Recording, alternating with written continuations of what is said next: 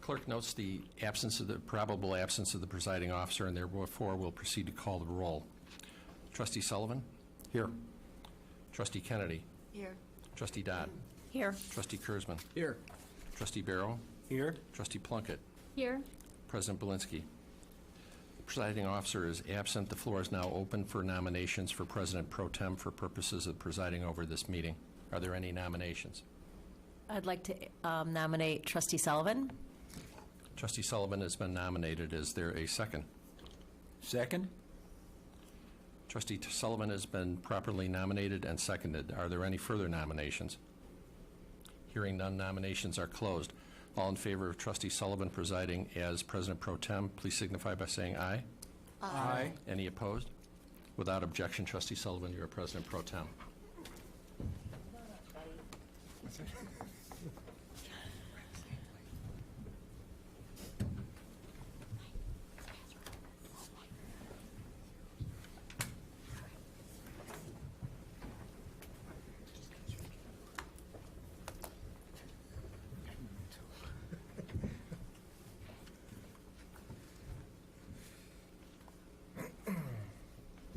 So I do this again.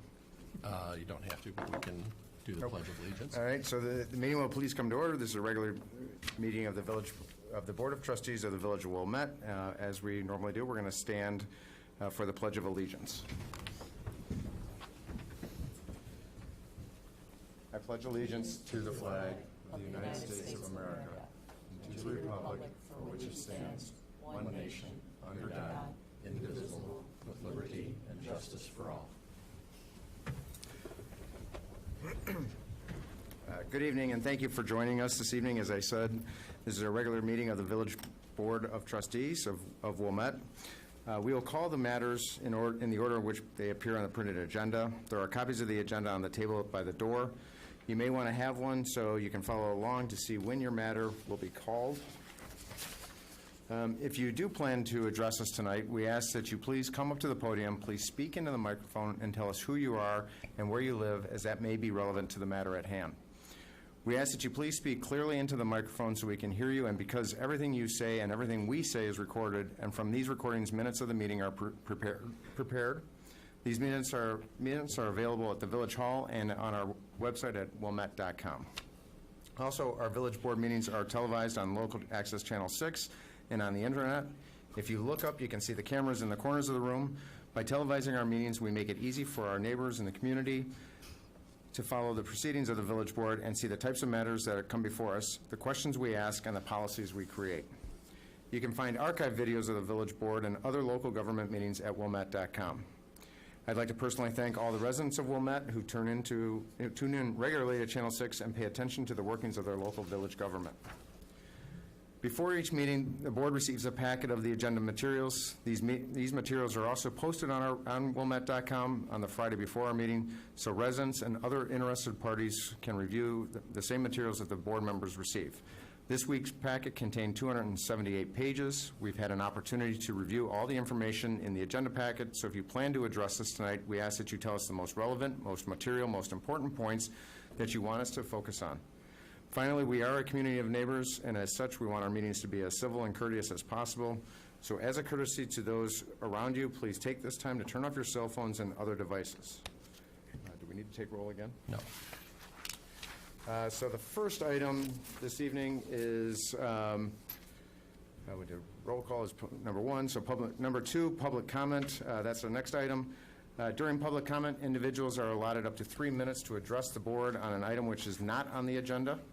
Members of the audience who may address the board on matters which are on tonight's agenda when that particular matter is called. So if there are any members of the audience who would like to address the board on an item which is not on the agenda, I'd ask that I see a raise of hands or show of hands. Seeing, oh, we do have one. So, Miss, you can come on up. What is the Optima planned unit development on the agenda?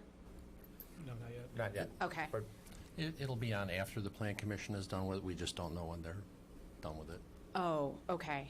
Well, I guess I can come back then as well. But my name is April Cesaretti. I live at 9th and Oakwood. Or no, what am I saying? I live at 935 Oakwood on the corner of 10th and Oakwood. It was recently, I recently learned about the Optima planned unit development. I tend to think that I'm fairly in the know as to the things that go on in Wilmette. But I was quite shocked and surprised that such a large development was going in, and seems like it's being voted on in February. And so I don't know exactly what that means in terms of the Plan Commission making a recommendation to the village board. If it's a positive recommendation, what are the next steps to that? How long is that going to take? Is the public adequately informed about this? I learned of it, I think, through maybe an email from the Village of Wilmette, but certainly on next door posts that were made by a representative from the Village of Wilmette.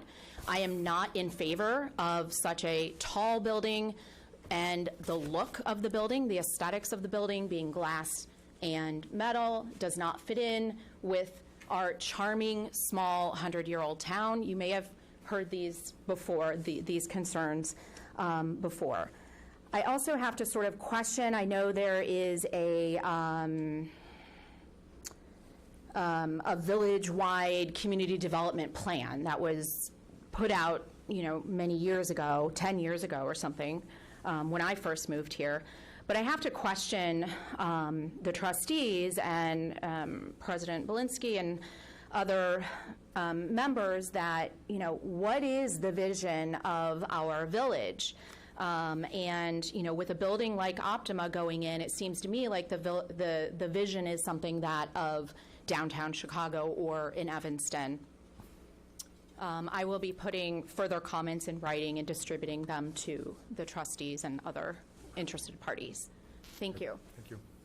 If I might make one additional, ma'am, I would urge you to attend the next meeting of the Plan Commission where they are taking this up. Yes. Thank you.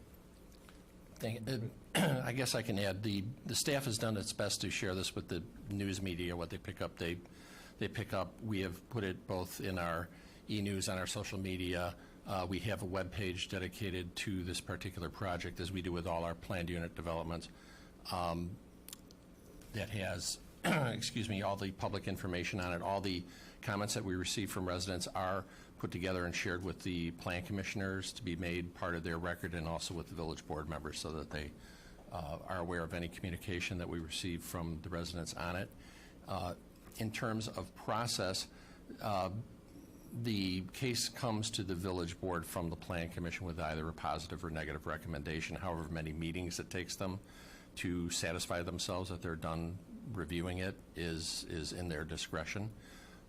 If they were to finish it at their next meeting, perhaps it comes to the village board in February, but that's kind of speculative. I don't know if they need another meeting after that than March, April, but as soon as we know, we'll make that part of both our weekly e-news, and for any residents watching, if you don't subscribe to our e-news, we certainly encourage everybody to do so. So we'll put all the information that we have available out there. There's also, through our community development department and their webpage, the Village Center Master Plan, which contemplates what's called transit-oriented development, which is bringing population density in close proximity to mass transportation, which is the metro station, and in closer proximity to the downtown business district is part of that. But as the process indicates, the developer is seeking certain height concessions, and that's what's being reviewed by the Plan Commission. So I'm afraid I can't give you exact dates when it would be here, but we'll do our best to keep everybody informed so that they can attend all the public meetings, or if they don't want to attend a meeting but want the board to know what they think, to submit that to us, and either I and my staff or the community development director will make sure the board gets all that information. Thank you. Any other comments this evening? Seeing none, we'll move on to item number 3, which is the consent agenda. As described on the printed agenda, items which are routine business that are not normally debated by the village board are placed on the consent agenda. All items beginning with a 3 are on the consent agenda tonight. The consent agenda consists of items on page 1, beginning with item 3.1, all items on page 2, and most of the items on page 3, ending with item 3.20. Items on the consent agenda are up for approval tonight if an item is not removed by a member of the audience and it is not removed by one of the trustees. This item will be approved and it will not be discussed. So let me begin by asking if there's anyone in the audience who would like to remove an item from the consent agenda. Seeing none, are there any trustees who would like to remove an item from the consent agenda? Trustee Kurzman. Yeah, thank you, Mr. President Pro Tem. I'd like to pull item 3.17 off of the consent agenda, please. Okay, so 3.17.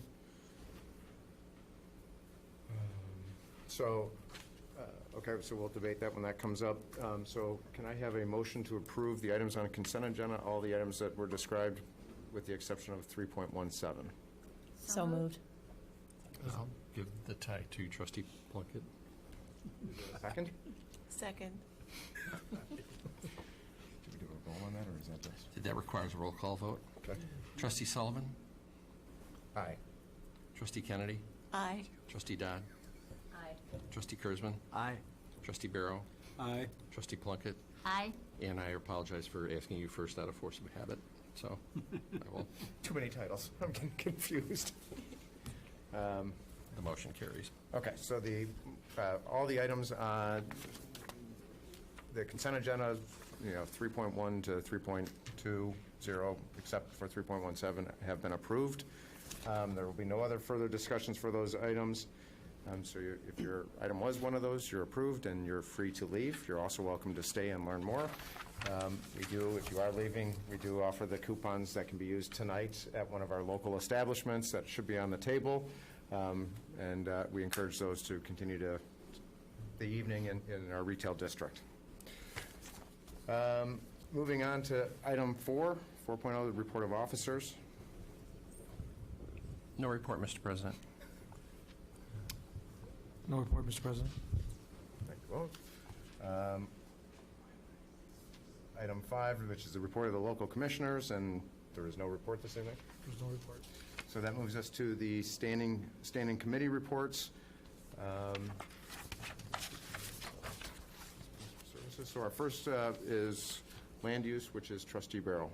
All items on the consent agenda? Next is our finance committee, which is Trustee Kennedy. I believe all items are on the consent agenda, but is 3.17 considered a finance? 3.17 is municipal services. Okay, then everything's on the consent agenda. Great. So administration committee, which is Trustee Dodd. All items on consent? Municipal Services Committee, which is me, which all items were on consent except for item 3.17. So do I make the motions? Yep. So discussing that item, a motion to approve item 3.17, which is the approval of a contract in the amount not to exceed $341,894 with Curie Motors Fleet, Frankfort, Illinois, for the purchase of 5 Ford pickup trucks, 4 police utility interceptors, hybrid, and 1 Ford small dump truck chassis. Trustee Kurzman, you were... Sir, Oh, sorry. Was that the motion? That was a motion to approve 3.17. Is there a second? Second? Trustee Kurzman, you wanted to discuss this item? Yeah, thank you, Mr. President Pro Tem. I am pulling item 3.17 off our consent agenda tonight, not out of concern, but because I wish to highlight how the village is taking important first steps towards operating a greener fleet of vehicles. In item 3.17, we are approving a pilot program for the Wilmette Police Department to purchase 4 hybrid vehicles as part of its fleet of 10 marked squad cars. This is gratifying on several levels. I think back to my first budget process while serving on the board. While discussing the capital improvement plan that year, I requested staff provide options for lower emission vehicles in the future, including what their cost differential would be, so that the board could make those determinations. And since that time, staff has done an excellent job of sharing what we now call green fleet options for vehicles under consideration for replacement in the CIP. I've come to learn that there are not yet green fleet options available for all the various and often very specialized vehicles deployed across our village. And as is reflected in item 3.17, sometimes the return on investment, the ROI, does not warrant the additional expense. And while that might sometimes feel disappointing, that too is helpful insight. But tonight, the win is that the ROI on the 4 police squad cars has been deemed sufficient that we are choosing the green fleet option. As small a victory as this may seem, I hope and expect that we will be reporting many more such wins in the future. And having said all that, if staff is amenable, I hope to ask just a few questions with the purpose of educating the public about our efforts in this area.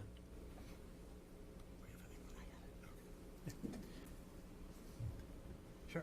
Do you want me to just address our ROI process and our review? Yeah, I'd love for the public to know the effort that goes into sort of determining what vehicles, we can consider as green fleet options and how these squad cars sort of got over the hump. Sure. In terms of their ROI. So we're excited to be able to be on the forefront of purchasing hybrid police squad cars. This is the first year that such cars will be manufactured. So we'll be one of the first police departments across the country using hybrid squad cars, which is exciting. What makes it work in this instance is that the ROI is shorter than the estimated useful life of the vehicle. So our police squad cars have a 4-year estimated life. The return on investment is about 1.5 years.